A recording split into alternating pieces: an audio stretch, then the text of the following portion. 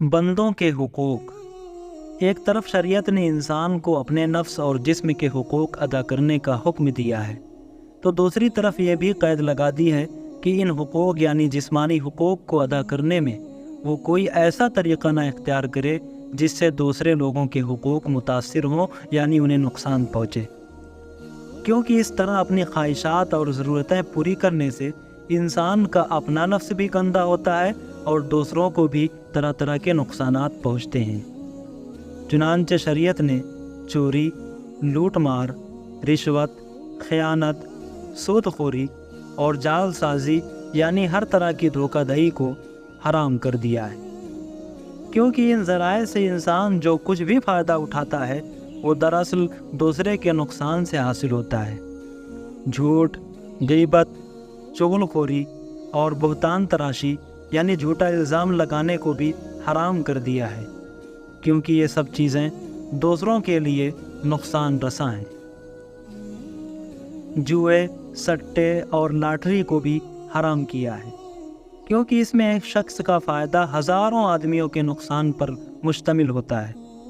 دھوکے اور فریب کے لین دین اور ایسے تمام تجارتی معاہدات کو بھی حرام کیا ہے جن میں کسی ایک فریق یعنی آمنے سامنے کے کسی ایک آدمی کو نقصان پہنچنے کا امکان ہو۔ قتل اور فتنہ و فساد کو بھی حرام کیا ہے،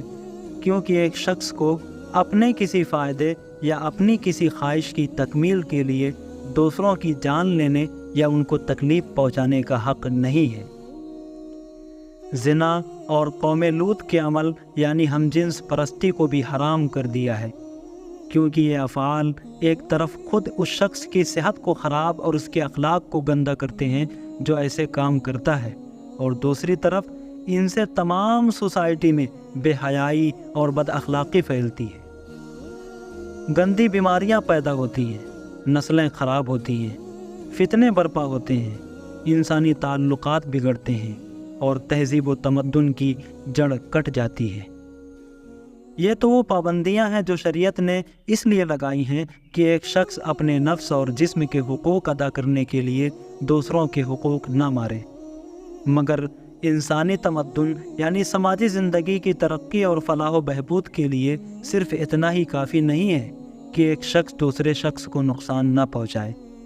بلکہ اس کے لیے یہ بھی ضروری ہے کہ لوگوں میں باہمی تعلقات اس طرح قائم کیے جائیں کہ وہ سب ایک دوسرے کی بہتری میں مددگار ہوں۔ اس کے لیے شریعت نے جو قوانین بنائے ہیں ان کا صرف ایک خلاصہ ہم انشاءاللہ کل سے بیان کریں گے۔